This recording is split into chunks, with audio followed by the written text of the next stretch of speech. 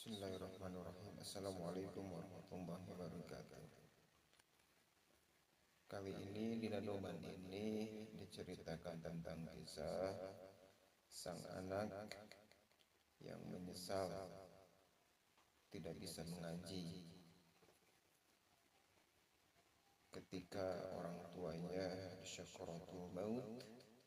Seorang anak ini tidak bisa nalkinan, menyaksikan ibunya meninggal, orang tuanya meninggal, tapi nggak bisa nalkinan atau nggak bisa kirim doa. Penyesalan seorang anak menyia-nyiakan hidupnya, tidak pernah mengaji gitu.